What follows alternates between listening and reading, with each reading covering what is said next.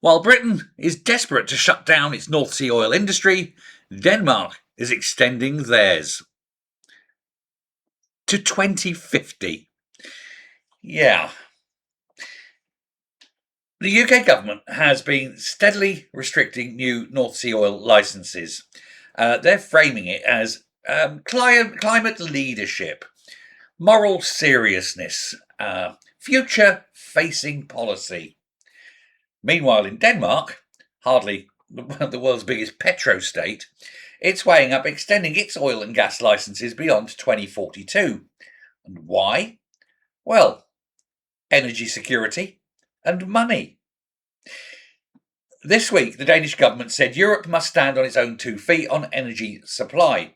They are initiating a process to extend licenses, potentially to 2050, to contribute to European energy security and its independence. They are refusing to bow to ideology. They're refusing to bow to climate madness or net zero insanity. They're looking for security of their nation and its people. If only we had a government thinking along those lines. Their climate and energy minister, a guy called Lars Aagaard, was blunt. He said, "I would have preferred that Europe could make do with green energy, but the reality is we can't." And then he came up with the key line. He said, "Better for Europe to get gas from Denmark than from countries outside of our continent." Now that's pragmatism. That's realism. No denial, no stupidity, no insanity. Reality. And so here's the contrast. Denmark is a green pioneer, heavy renewables investor, yet it says reality first, security first, then transition when you can, but not before. Britain, on the other hand, is accelerating the decline in domestic production while still importing ever increasing amounts of oil and gas from halfway around the world. And it's much dirtier doing it that way than it is drilling our own. Emissions don't disappear, they're increasing. This is the mentality of Ed Miliband, the moron.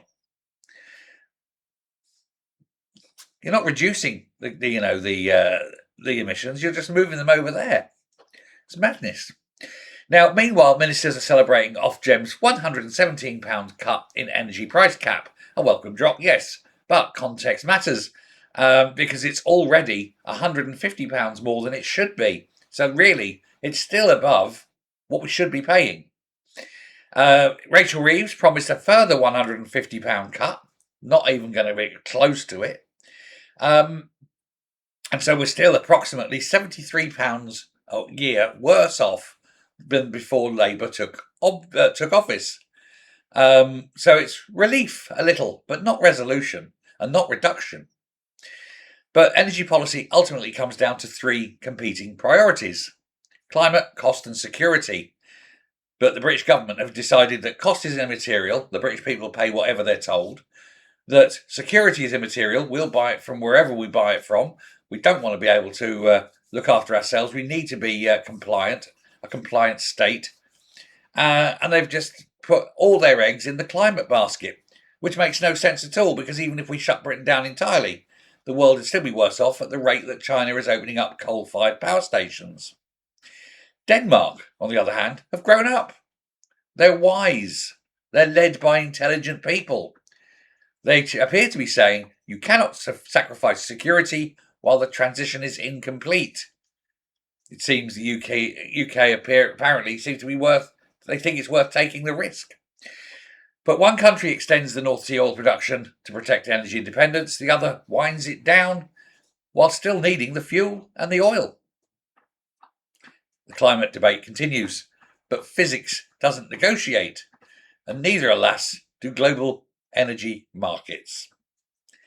We are screwed while we have a Miliband in our midst. Thanks very much. Hit subscribe, and I will speak to you later. Bye.